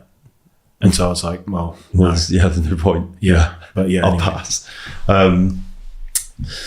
So yeah, where was I? I can't remember where I was. You are lost. Oh, yes. You're not working at Not Monster. working. You've got lots of money in the bank. It's all gone on this. So we're in a place where I thought about this. This is an itch I wanted to scratch, but having very little purpose was really odd. Like I've never really struggled with mental health. Yeah. especially when you look at probably, when people talk about certain careers, probably that should have been one where it was, but never really struggled until then. I think it's just when you start to think, Christ, what's it mean? So the good thing about starting, I've got four businesses now in the portfolio, and I've got a renewed aim. So we achieved all those 3 goals that I mentioned earlier on year 11 after leaving the army. And I remember at that time thinking I partied on my own in the Range Rover on my own, which I remember just thinking this shouldn't have happened. And I felt so low that night. And there's probably an old adage, the person that enjoys walking will always outwalk the person that likes the destination. Yeah. Enjoy the journey, not where you end up. Yeah. And that 100% has never been, reflecting on those 2 times in my life, that's exactly what drives me now. So, and it all goes back into not necessarily doing what you love, because when I was a PT, I fell out of love with training. I don't think that do your hobby into a business pit works. I don't like that either, because then if you keep your hobby separate, you have an escape for when times are stressful. Yeah, and that's yours. I think you need to own that. Otherwise, it's no longer a hobby. Yeah, 100%. You probably don't want to go to the gym if you're PTing in there. I hated it. I got so skinny. I literally looked ill. Yeah. Like I just got so bored. And like it's turned me off that much. I don't really count reps anymore.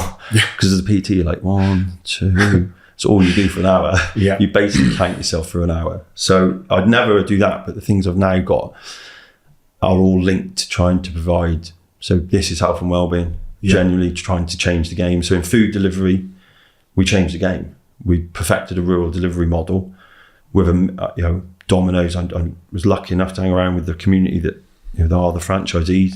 The top 4 are just extraordinary. If you look at what the Domino's business did, it controlled quality of service by having their own drivers. Yeah. So we took a blended approach, so we could control the quality of a service in a rural area, which probably more so than an urban area. It relies on everyone knows the neighbour. You get into the cities that don't. I think it's a very sad place to be, but that sense of community gets lower and lower and lower. Yeah. So that's led with me. It's like I think people like Elon Musk or Jeff Bezos that talk about do things that change people's lives or positively impact them. So we've got this that does hopefully offers options for improved health. And you're looking at what the trends are, right? The fastest growing market is health and wellness. Yeah. Health, fitness and wellness. A problem that people have is optimum hydration and the diet changing. Therefore, they don't have the mineral balance that they had. Vitamins and minerals are low. How did you come up with the idea for it in the first place? Just because I already knew. So Lifeline sat there and toyed, and this is when you're starting businesses, you realise most written words are gone. There's no domain names left. Everyone's spelling really random set. And I found Lifelines. We tried to make trademark it. Healthcare business had got it, so I respelt it. And I wanted Lifelines because it's throwing you a lifeline. When you hire when you're younger. But how did you come up with the concept of it, the primary product being a hydration product, or it being a company that solves health problems purely in the market? Because I saw, again, for my days being in sports and energy drinks, I've been in FMCG for 15 years. I guess it's a natural progression, isn't it? I mean, it's a stupid question, really. You're a Monster, and you can see that. Hopefully, you can see all the things that Monster doesn't have that you'd like to provide. Yeah, also that gap. Like, a frustrating piece for me, actually, and I've never thought about this, but if I reflect on what we used to look when you use some of the Nielsen category data, there's no real definition for what I would call hydration. Like, it doesn't exist really. You've got sports energy in there. Lucozade, a bit of a blurred line because you've got Lucozade Sport and Lucozade Normal. They're very different. So it was just about going, actually, there's a problem to solve in really defining the category, which is always a good thing. But energy drinks didn't exist until Red Bull created it. I remember when it was a crazy thing, and one flavour, one with sugar, one without. And it was the defining point when Monster changed and went, well, we're going to give loads of flavours. So someone who enjoys a Coke but wants the functionality of a high level stimulant drink that doesn't want to drink coffee, let's make a cola flavoured Monster. Christ, you've just repeated it and get their favourite flavour. Like, I love when I go on holiday, Portugal, Spain, somewhere like that, and I can find the the ginger beer flavored Monster. Yeah. And I'm like, oh, it's Christmas. Because it fits a purpose if you like that flavour profile, but you want the and you same, associate with it. Yeah. and you want the functional benefit. Yeah. So I guess when I looked at that, it was hydration didn't exist in a fashion that, in my humble opinion, it should do. It still doesn't. I want to use the word functional hydration. We've just agreed a partnership, a distribution deal with a large water manufacturer. So I'm revealing some secrets here, but we were currently looking for £500,000 investment because we've just signed a deal with the Diabetes Safety Organisation. Anytime Fitness we're going live with on the app. And is that one of my questions is always, how do you attract clients, convert clients to deliver to clients?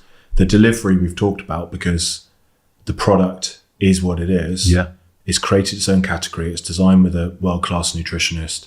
It's proven peer-reviewed as to why you drink that instead of hydration. Much of that about as well. So much literature on hydration. You've got the top people in the game, Peter Attia and Huberman, talking about the importance of hydration. And more. Yeah. So the delivery, it's like a triangle. The business needs to attract, convert, and deliver to clients. Delivery, tick. Conversion is where they buy that. So you don't have to deal with that. The conversion will be open the fridge, pick the product, they're at the gym or the co-op or wherever. So we're in a bit of there's a different roadmap to that. So that's probably the best question. So I've designed this first in tubs in powder. Okay. So that whole format in tubs has a limitation. It's a bit bro science. Yeah. No one wants to walk around with tubs anymore. But what we did, we've been very pragmatic and clever about, pragmatic and I think how we should be. So as we prime ourselves now for our first major seed round of investment, hopefully investors can look and say, you've done this how it should be done, tried and tested it. So we're moving into single stick formats. That's a business of its own. Yeah. When I look at the market commercially, the ready to drink space is there. We're not into ready to drinks yet. We will be by the end of the year. Okay, so there'll be different conversion models for the different packaging varieties of the products. So Exactly. the conversion of the powder will be directing them to a page that converts them to click buy now, and it arrives the next day. Right? Direct to consumer. Yeah. Ben Francis has just shown the world how that model should be done. And I even know when I was with time at Monster, Coca-Cola were even trying to explore that. I mean, if anyone that understands that and you're around those people, the risk that we're talking about, how does that even work? Because you can alienate your business model has been built off 100% other people selling it. So the model's better because you have more profit. But how quickly can you convert a direct model from an indirect model, which was always quite interesting. So we started direct to consumer. That way we can still protect the margin to a degree when we're delivering a product that's not cheap to make.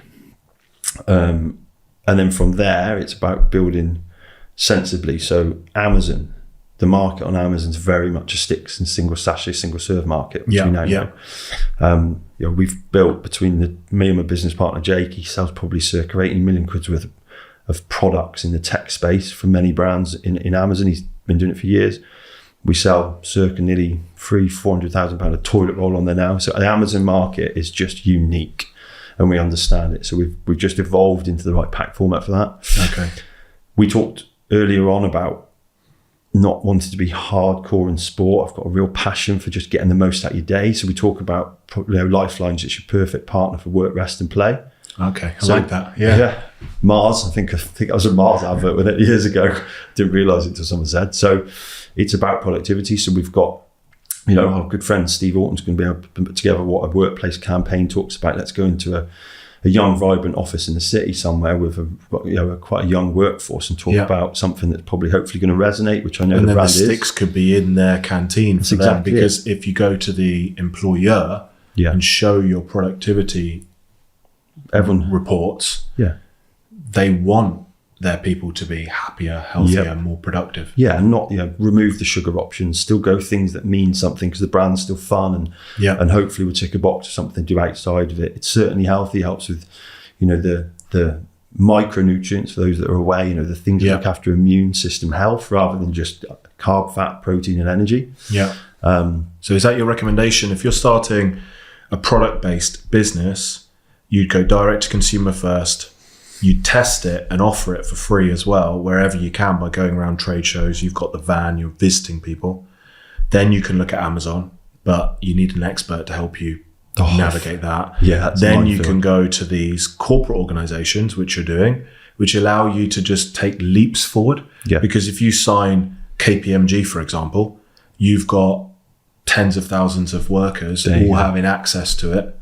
And then you need someone in sales. If you don't have that yourself as a business owner, which you do, you need someone who is a confident B2B corporate salesperson with an existing network that can go in and pitch a product. Yeah, massively. And that's where I think I'd probably take for granted until you listen to the way you say it. That's pretty much the strategy. But I've been lucky enough, I guess, to do.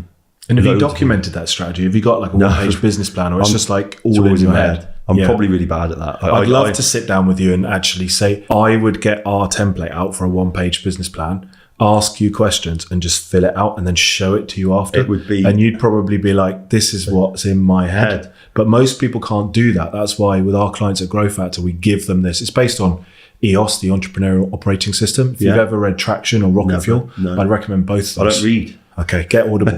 Audible. It's just the way I learn. I can't read stuff. Listen to Rocket Fuel by Audible. It's a bit of an intro into the Entrepreneurial Operating System, but you basically document your long-term goals, 10-year, 5-year, 3-year, 1 year, and then you break down each 90 days into 3 major projects you're going to work on. Yeah, all this stuff's just how I work. And you just do it normally. Yeah. And you probably do this as well. Like, I work really, really hard for 10 weeks, and then I'll take 2 weeks off of those projects, just tick over for 2 weeks. Have to. Reassess what projects, like yours might be going in and establishing 5 relationships in B2B. That might be one of your projects. Yeah. New website might be another project. New formulation might be all another at project. the same time. Yeah, and you tick them off, and at the end of the year, you can see you've clearly done 12. But I think it's not good advice for people to follow what you're doing. Because you're able to manage that in your head. But for most people, that would be like an anxiety attack, walking around with all of that in your head. Yeah. You need to put it down somewhere. It's so strict. Without it, and this is why I know I'm quite unique, I get lost without it. It's like plates. Everyone says, I need load spinning. Yeah. And it gives me a degree of comfort. But then where's that come from? Because I never was like that when I was a kid. But I guess I get enjoyment from doing things others can't, if in a weird way. Yeah, I can understand that. I mean, where do you document your goals then? So say you want to get Lifelines to £1 million sales in 3 years, or a 10 million valuation, or whatever the goal exists. is. We've got it on the pitch deck.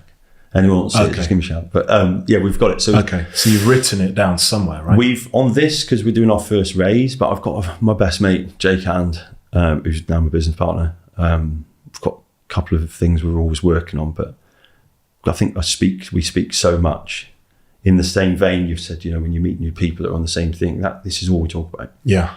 Like literally relentlessly. And that's a big thing as well. Like in Rocket Fuel, they talk about having a visionary and an integrator. And I think one of the biggest mistakes people make is they start off themselves and it's just them. Yeah. Whereas your businesses, all of them actually have been with a partner. Do you know why? And it's double. I don't want to be successful on my own.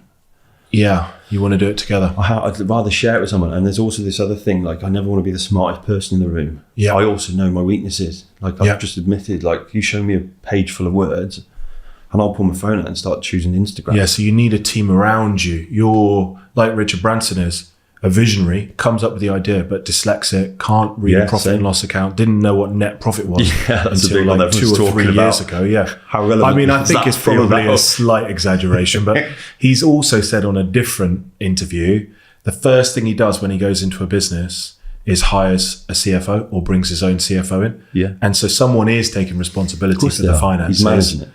It's just not him. So how ironic is it? I'm already doing that and I didn't even know. And I'll tell you where I stole it from. Ben Francis, again, knowing now, and I did it, obviously he put a CEO in for 8 years. I mean, how, when people can have such a view on a brand that's built around people looking in sick shape and they could say very egotistical. It's like he was so smart that he knew where his strengths were. And he brought that person in so early as well. Early. Like, was and it they 8 had years? A proven track record of scaling businesses to hundreds of millions of pounds valuation. Imagine that you're an entrepreneur. Imagine the trust and the come and run my business. I think it's amazing. But it's something I've tried to take personally when, we have these, I see things and I try to pull them. That's one of them. So I've already engaged with, we're actually at the March's Growth Hub at RF Cosford 6-7 weeks ago. The British Business Bank was managing it and it was trying to give people within the local community an understanding of how to tap into funding. Look, probably a world you're very versed with. I just did a post today on funding, actually. Seen it, really how difficult it is to get funding and things that you can do to make it easier or be ready for it, right? Yeah. Because a lot of businesses think funding is something you get when you're in trouble. But actually, no. It just makes me laugh because, like, right now, for example, I've got 2 Teslas. I bought them cash, yeah. So there's 150 grand just sat on the driveway, yeah, which is fine because I'm not paying out interest. Yeah. And at that time, I didn't have anything that I wanted to do with that money. Yeah. Now I've got a new couple of partners that if I tap into and give them some money each month, they can take things off me, which will speed up the growth. Yes. But I need to pay them for 4 or 5 months Yeah. before I see the return on investment, and there's an inequality in the cash flow. Yeah. Same thing, I'd like to hire a couple of more senior accountants right now, put them through the 3 to 4 month training period, Yeah. and then give them clients. So there's always this bit in the business where you need to get, like you now, you're looking for 500K Yeah. because you can see the opportunity. You've got a clear business plan. You've got a cash flow plan. Yeah. But you need this capital. Oh, we've got a race car, it just needs fuel. Yeah. It is such a, and it's you're well placed to understand the category is there, but also I learned with the Zoom business, you can, and I think you mentioned it on your post, we probably bootstrapped for too long, and waited too long. Yeah. Well, look what we're competing with. Look at the brands that are coming into the space. They're not doing it they're not trying to look all cool because they're bootstrapped for as long as they can. Yeah. Look, we all know it's pay to play on social media. I've always had a very good gift with all the businesses of creating a really good organic marketing strategy because it's a passion point. It's why I've now got the agency, just because it's something I love doing and I find it very easy. But it's also taking a step back, and Jake's good doing this with me. He'll always check me. Sometimes if I'm not quite thinking that, or if he thinks it needs doing, we'll just have the conversation. I know what he's always doing as well. It's quite subtle as a friend. I'm like, I know what he's doing. I'll be like, cheers. Yeah. So I'm quite lucky there. But it needs an injection of cash to speed things up. And I mean, even like social and organic, that will work, but it just takes longer. Yeah. So if you just start sponsoring some of your posts, even your organic posts get more reach. Exactly. So everything with money, but what you've done is in the right way. Some people look for money first. They don't have a cash flow plan. They don't have a business plan. Which is fascinating. And they have not, and you'll see this on Dragon's Den all the time, they've not proven the product works. You've gone out and you've given the product away. Then you've sold out of the first batch, and you'll be able to show, well, price point was this, gross margin was this, net margin was this is how much we made, and we put all that back into the growth of the business. So you now have a proven model. We have, and we've got even better. So I was up against them and went into the space. I know I've been able to drop our RRP by 10 quid, and I've not even scaled yet. Yeah, so incredible. And it's really nice. So it was uncomfortable for me at the first time. We sold the first tubs at $34.99. Yeah, didn't really make any money. Yeah, but I was like, right, I've got no choice. I think this is something I'm willing to commit. I'm willing to. This is something I think I take pride in. It's like I own everything. My decisions. I've made enough mistakes, like probably everyone has, but I'll be the first now to hold my hands up and just go, got to own that.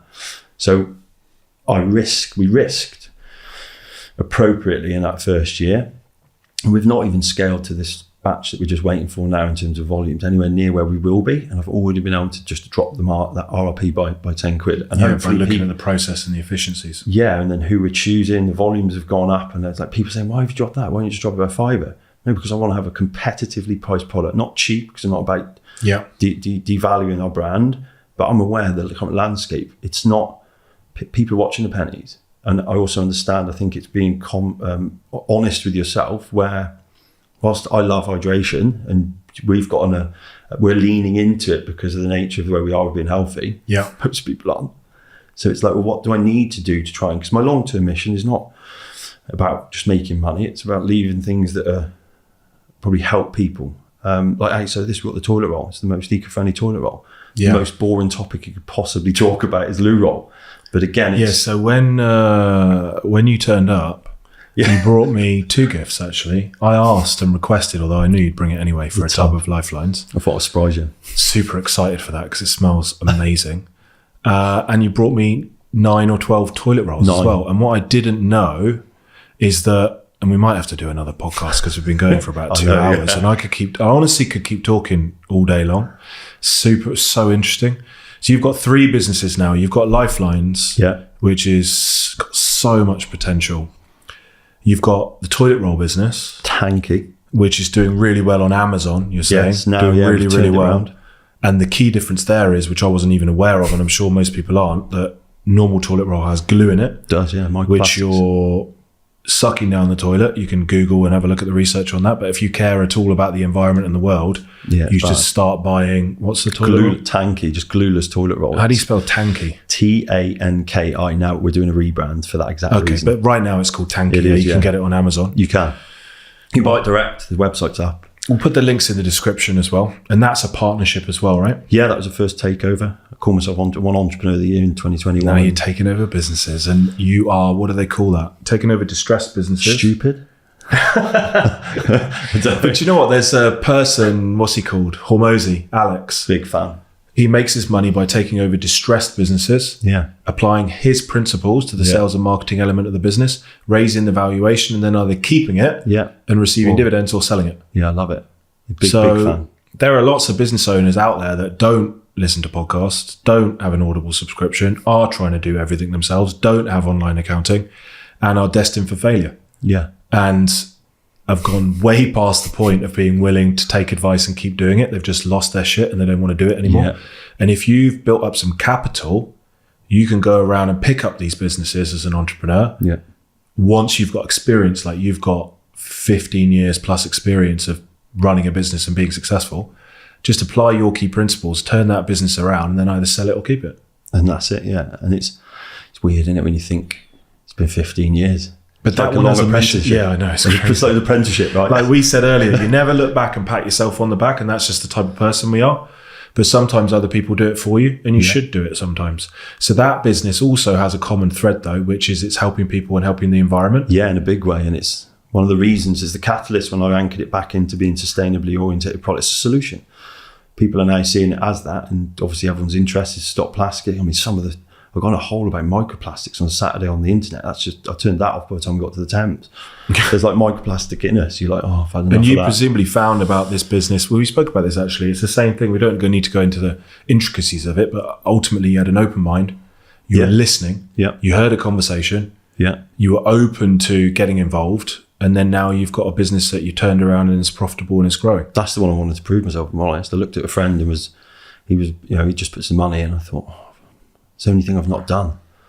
Turned the business around. Am I really an entrepreneur? Am I really? And it shows you that you have this set of principles, which can be applied to any business in any industry and create profit, cash flow, and success. And so the agency, which is your third business, that helps people with marketing and sales. Who's the ideal client for that agency? So D&G Consultants. So my initials, David, Andrew, George, but I've got pulled my friend in again, like I always do. He's an e-com specialist. So this is firmly built around business consultancy for startups and SMEs. In e-commerce? In e-commerce. See, I didn't know you had this. And we've got lots of e-commerce clients at Grow Factor who need sometimes strategic So our help. model's really simple, mate. Yeah. We've got, again, I never wanted to go into this like proving, but we've got between the me and my business partner and my extended business partner, probably sell circa 18, 19 million quid worth of sales across an awful lot of tech products, toilet roll, tit tape, one of them. So Gaz's business is tit tape with his missus. He does $250,000 on Amazon on tit tape. Wow. Insane. So we understand the platform that Amazon is. Sorry to interrupt you, just a funny story. My neighbour had a package. I accidentally opened it because I thought it was for us, and it was tit tape. Mad. So I had to seal that back up. So she knew I'd sealed it back up and had to pass it over the fence to her. Happy days. It's widely used, mate. It's mad. And I think that, though, when you look at the principles of what he did well, he understands how to build brands. He understands the Amazon platform. Like, it's definitely easy to make money on there if you will acknowledge the commitment, the effort, the consistency, all the basics of business. You honor that. Jeff Bezos has built a platform that if you deliver on those, he can deliver this amazing service that we all enjoy, just ordering it's here within an hour, or I want my money back. Amazon's back. So incredible. It's, for me, it's recognizing the power of the platform and how it's been put together and going, right, and just wanting to help, I guess. So you can go into a business that's either struggling or is a startup, give them a game plan for what they're going to do on marketing, what they're going to do on brand building. Walk them through how they establish their mission, vision, values, goals, which is make sure they're actually strategically innovated so there's something different about the product. And then we'll do the due diligence e-commerce platform. And if we think, because that's our commitment, so we're saying there's going to be a nominal fee. If your brand's exceptional, we think there's a real opportunity, we're going to make a commitment. We'll say, listen, we'll take a percentage of profit. Yeah. As long as you've got some budget to do, obviously, advertising, that's all we're going to ask of them. So it's a very different model. They can work on a paid basis, or actually you can start to build up your portfolio by taking an equity stake. Yeah, both. Amazing. So listen. Yeah, we need another sit down, mate. It's been unbelievable. We've had more than 3 keys to success in this, but if you wanted to summarize and repeat the top 3, you've got to the point from leaving school thinking, which is not true, that you're not intelligent, definitely not true, and going to the army, learned a lot, worked hard, developed a passion for all these different extreme sports, which is definitely not my strength. Come out of there and started right at the bottom of the rung. And then for people who are making excuses for themselves, such an inspirational story, because you've ended up in a senior role at Monster while developing a business that's ended up being really successful and selling for 8 figures.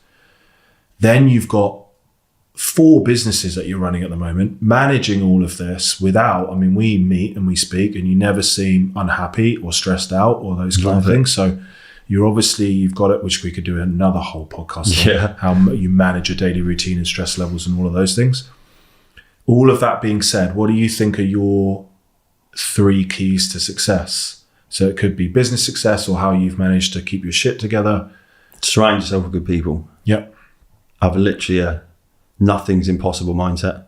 Yeah. I think I'm trying to say this to friends that got children. You just need time or money and anything's possible. It was all an idea. This chair was an idea once upon a time. And practice gratitude.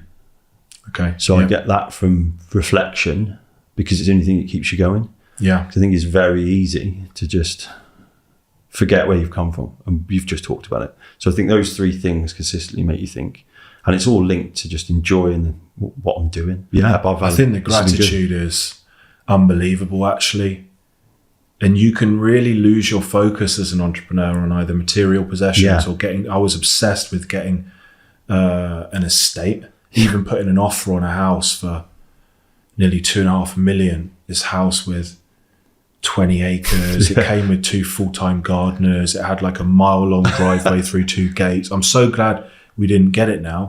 With everything that's happened with the mortgage interest rates and the cost that would have been involved in just keeping that up. But that was just because of this obsession of just keep moving forward. And forgetting to go. Now I'm like, because I've been practicing gratitude, be grateful for what you've got. Don't keep focusing on, yes, you want to move forward and yes, you want to have goals, but you also want to be present and grateful for what you've got and recognize that being a better person is a much more powerful goal than having a country. It's nice. What is it? The Rock says, I think, it's nice to be important. It's important to be nice. No, it's more important to be nice. Yeah, I love that. I think there's so much in that. And understand your own standards and values, which you clearly do, that you can apply to business, but also the way that you live your life. Yeah. Definitely. Awesome. Thanks for coming down, man. Thank you. It's been an absolute pleasure. Legend. How can people get in touch with you? That's how we'll wrap up. LinkedIn, really active on there. I think that's probably a platform I'm quite enjoying, especially because the audience, I guess, that's watching, even if it's just for a chat about your business. I love learning about stuff. www.lifelines.com, website, my Instagram, Dave Hamlet 159. I did have the original Dave Hamlet at one point, but it got hacked, so I've had to put my race number on the end like a child. And that's it. Twitter, you can find me anywhere on the socials. So look, really enjoyed this. Awesome. Thanks guys for another episode of Founder Stories, and we'll see you in the next one.